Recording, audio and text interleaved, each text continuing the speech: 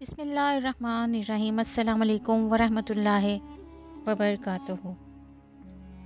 आज हम दज्जाल के बारे में और उसके फितने के बारे में बात करेंगे। काने दज्जाल का फितना। काना दज्जाल यहूदी लोगों में से होगा। रंग इसका गोरा और कद लंबा और आँख से काना होगा। पहले वो नबूवत का दावा करेगा कि मैं ईसा मसीह हूँ। इसके माथे पर काना दज्जाल लिखा होगा। इस ज़माने का हर एक आदमी इस लिखे हुए को पढ़ लेगा। मुसलमान इसको पहचान लेगा। ये काना दज्जाल और काफर लोग इसके साथ हो जाएंगे। फिर वो खुदाई का दावा करेगा और अजीब अजीब करतब लोगों को दिखाएगा। दोज़ख और जन्नत बनाकर अपने साथ रखेगा। आसमान से पानी बरसाएगा। बेमौसम दरख्तों से फल पैदा करेगा। जो गाय बकरी वगैरह दूध ना देती होगी, इसके हुक्म से दूध देने लगेगी। ज़मीन के ख़जाने इसके साथ होंगे। मुर्दों को ज़िंदा करके दिखलाएगा। बस ऐसी बातें देखकर लोग इसको खुदा समझेंगे। तमाम मुल्कों में फिरेगा और लोगों को बेईमान करेगा। यमन वगैरह मुल्कों में जाएगा। फिर मक्का शरीफ में पहुँचेगा। वहाँ फरिश्तों का पहरा देखकर बेहवास होकर भाग निकलेगा और मदीना शरीफ तक जाएगा। इस वक्त मदीना शरीफ के 7 दरवाजे होंगे। हर दरवाजे पर 2 फरिश्ते नंगी तलवार लिए खड़े होंगे। इनको देखकर डरेगा और शहर में दाखिल ना हो सकेगा।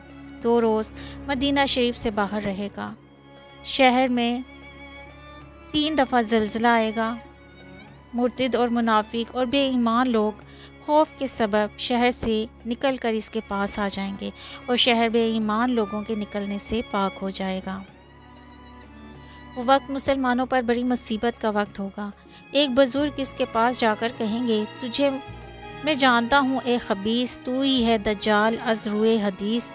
हाल तेरी सूरत और सीरत का कुल हूबहू फरमा गए ख़त्मुर रसूल कि वो होगा बानिए जुल्म फसाद, सरकश और गुमराह भी हद से ज़याद। ये सच्ची बात सुनकर वो बेईमान गुस्से में आग हो जाएगा और आरा मंगवाकर बुजुर्ग को चरवाएगा। फिर अपने मानने वालों को दिखाने के लिए इनको ज़िंदा कर देगा। इन बुजुर्ग से कहेगा कि मैं मारता हूँ, ज़िंदा करता हूँ, अब भी मुझको खुदा मानते हो या नहीं। वो बुजुर्ग कहेंगे तू झूठा है, बेईमान है, काना दज्जाल है और ये इस्तदराज है जो खुदाए वाहदा शरीक का तुझ पर अजाब है। इसी सच्चे खुदा ने तुझको ये कुदरत दे रखी है कि वो बेईमान और ईमानदार लोगों का इम्तहान ले रहा है। फिर दज्जाल गुस्से में आकर इन पर तलवार चलाएगा, मगर तलवार इन पर कुछ असर न करेगा। फिर इनको आग में डलवाएगा, आग भी इनको ना जला सकेगी।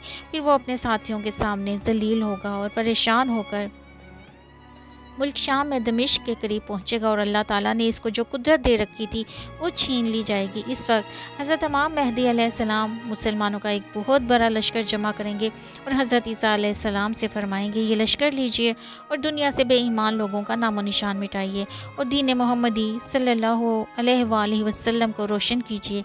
आप फरमाएंगे, ये काम आपका ही है। मैं तो आसमान से इसलिए आया हूँ कि दज्जाल को कत्ल कर दूँ, क्योंकि वो साहिब इस्तदराज है और मैं साहिब मौजज़ा हूँ। मेरा और इसका जोर है और इस जालिम की मौत मेरे हाथ है। मुझे एक घोड़ा और एक नेज़ा दीजिए कि इसको कत्ल करने जाऊँ। बस आप घोड़ा और नेज़ा लेकर दज्जाल का पीछा करेंगे और आपको देखकर भागेगा, यहाँ तक कि मुल्क शाम में एक पहाड़ के सामने गिर जाएगा। आप इसका फिर बेईमान झूठे खुदा को नेज़े से मार डालेंगे और इसके साथियों को कहेंगे, देखो ये मुसलमानों का दुश्मन, नबूवत और खुदाई का दावा करने वाला फसादी कैसी ज़िल्लत के साथ दुनिया से ख़त्म कर दिया गया।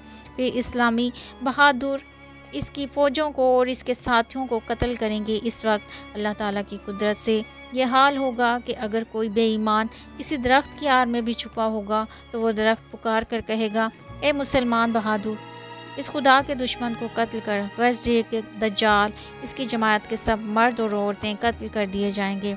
हज़रत ईसा अलैहिस्सलाम और हज़रत इमाम मेहदी अलैहिस्सलाम मुल्कों में फिरेंगे।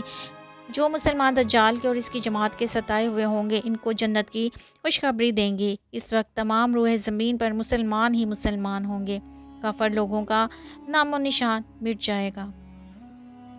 7 या 8 बरस हज़रत इमाम मेहदी अलैहिस्सलाम बड़े इंसाफ के साथ बादशाहत करेंगे, फिर इनकी वफ़ात हो जाएगी और हज़रत ईसा अलैहिस्सलाम आपके जनाजे की नमाज़ पढ़ाएंगे, फिर इनको दफन कर दिया जाएगा। आपकी उम्र 48 बरस की होगी। फिर आपके बाद हज़रत ईसा अलैहिस्सलाम 40 बरस बादशाहत करेंगे। वो ज़माना नहायत बरकत वाला और पुरअमन होगा। आप इमामुल अंबिया हज़रत मोहम्मद सल्लल्लाहु अलैहि वसल्लम की शरीयत पर अमल करेंगे, फिर आप भी वफ़ात पा जाएंगे और मुसलमान आपके जनाजे की नमाज़ पढ़कर आपको हुज़ूर सल्लल्लाहु अलैहि वसल्लम के रोज़े अक़दस में दफन कर देंगे।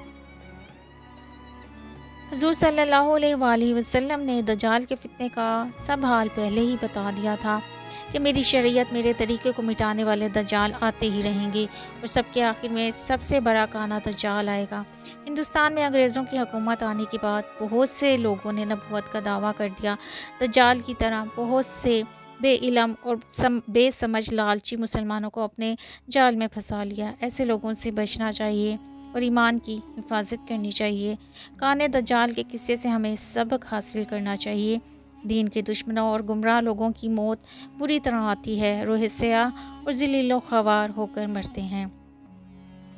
वीडियो पसंद आई हो तो लाइक कीजिएगा, शेयर कीजिएगा और मेरे चैनल को सब्सक्राइब कीजिएगा ताकि आपको अच्छी से अच्छी वीडियो मिलती रहे। बेल आइकन को भी प्रेस कर दीजिएगा। जज़ाकल्लाह खैर।